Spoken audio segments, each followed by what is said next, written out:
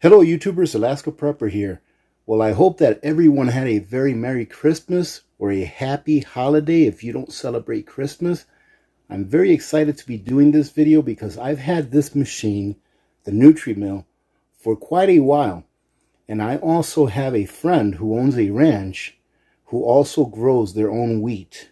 And they sent me 10 pounds of wheat a few months ago.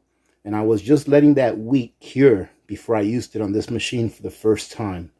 So today I'm going to show you the Nutri Mill, and this is a very nice machine. It works off of a regular 110 outlet in your home. You can operate this off of a solar generator, but it takes a little over 500 starting watts. So it's going to have to be one of the bigger systems. Now this machine is very simple to use. You can obviously grind wheat with it, but you can also grind other things like barley. You can grind rice with it if you like to.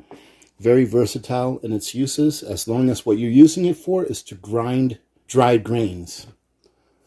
The only thing that you have to do with this machine to start it is just press one button. It doesn't have settings. It doesn't have like a slow or medium or fast or anything like that. This one button, you press it, it turns on and it's ready to go. As long as you adjust it to the correct setting that you want to adjust it to for the thickness of the grain or the coarseness of the grain that you would like. In the back, the only thing that you have is the power cord coming out. And like I said, this machine is rated at 4 amps, which is about 480 watts. However, the starting wattage is above 500. So you're going to need to use a solar generator that's above 500 in order to use it with this machine, if that's what you would like to do. However, it's very nice to use during times that we do have electricity. And it just makes it a lot easier to grind your own grains into flour. The lid just simply lifts off. And then you can see the working part of the machine inside. And this is what it looks like. You have a knob here that allows you to adjust the coarseness of the grain. The more that you twist it clockwise, the more that it will grind your grain to a finer consistency. All right, let me go ahead and give you an example. I'm going to go ahead and turn the volume down a little bit. That way you guys' ears won't blow away. But this is what it sounds like. And this is without the volume being turned down on my side. This is what it sounds like when it's working. Now this will grind some grain if you put it in here now just like this. However, the finer that you want your grain to be, the more that you turn it. So you can see I'm turning it.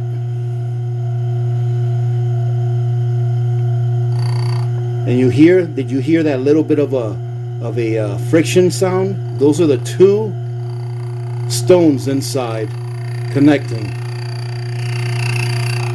And you actually want this to be running around there.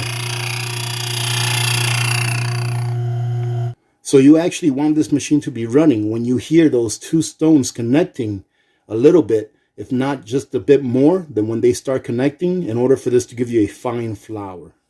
If you ever want to take the stones out of this machine, it's very easy. So if you want to take them out to clean them after you use them, or for whatever reason, maybe you may need to replace them depending on how long you've had the machine or how much you use it, it's very simple to do. All you do is you grab on to your bowl.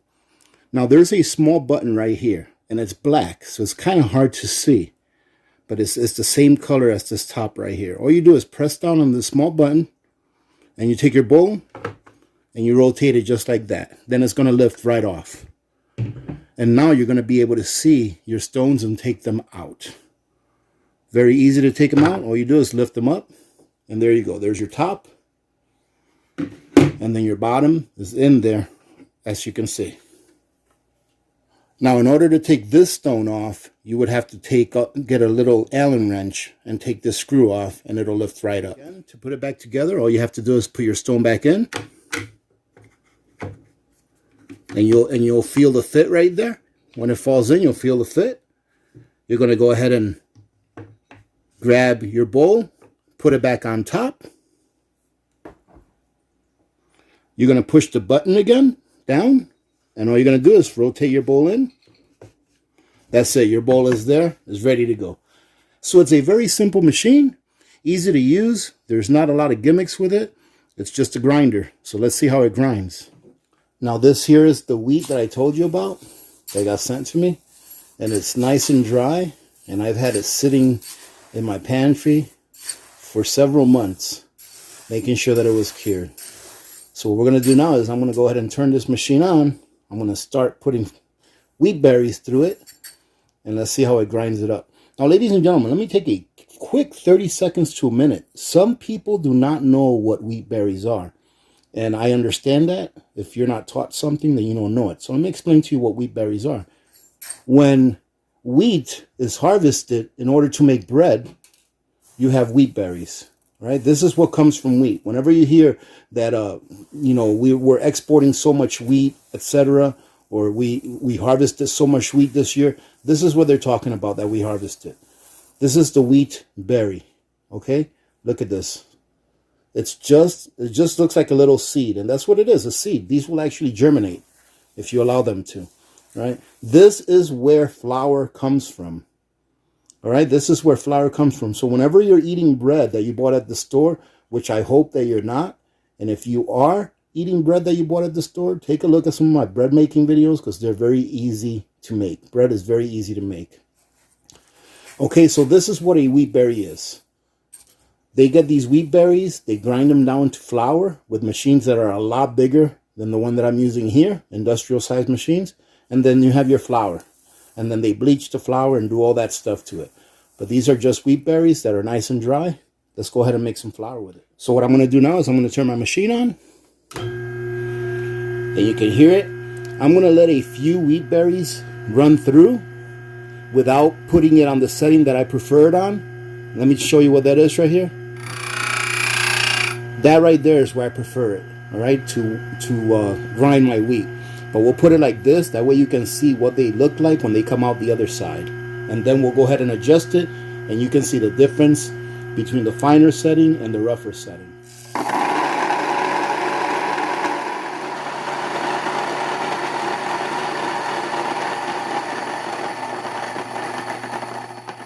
Now, as you can see, this is pretty good, but it's not very fine.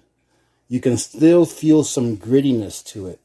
So you can go ahead and rerun this through your grinder if you like, or you can use it like this. This would just be a very dense, hearty bread if you use this for bread.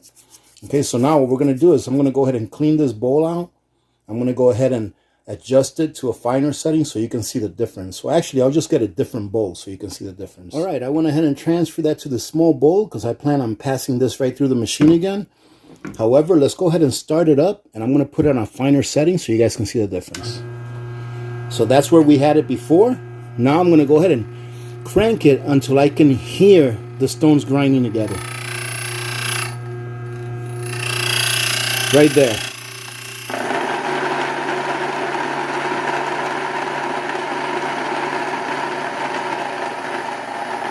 And this is what it looks like right here. And I can tell by looking at it. Look at this one. And then look at this one. This one looks a little bit lighter.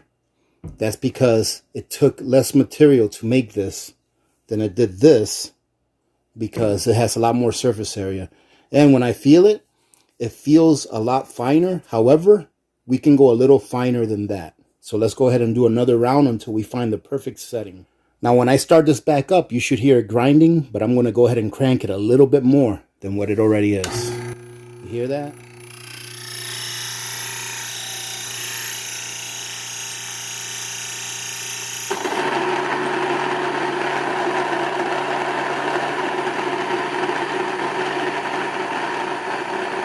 Now this here feels like flour.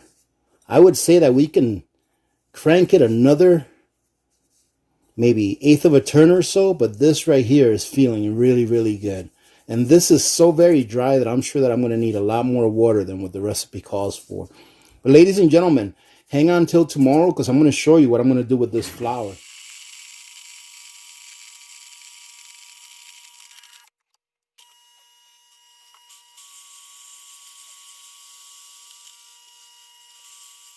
Well, ladies and gentlemen, that was very satisfying to say the least. The flour that this produced at the setting I had it is perfect. I mean, it is extremely fine, and it's just as good, if not better, than the flour that you buy at the store as far as how fine it is. Very, very nice. Now, the big question, do you need one of these? You do not need to have one of these. I did a video a while back, probably a year back or so, maybe longer, where I showed you a manual grinder that I have. And actually, ladies and gentlemen, if you guys are looking for a really good manual grinder, I think they're around the $60, $70 price range. I do have it listed on my Amazon storefront, and I have this one listed as well. They're both very well constructed and believe they will last a very long time. Now, many people will ask, why are you getting an electric grinder for? If we have an SHTF, like many people like to say, and we lose electricity, you're not going to have electricity to run that. Well, I didn't get this grinder, ladies and gentlemen, for, SHTF. I got it so that I can learn how to grind my own wheat, have it to use it to grind my own wheat so that I can rotate through some of the wheat that I've accrued over the years. And you can store a lot more flour power. If you want to call this flour power, you can store a lot more flour power in the form of Wheatberries than you can by storing flour away. And the Wheatberries will last a much longer time. This is a great thing to have so that you can use it all the time.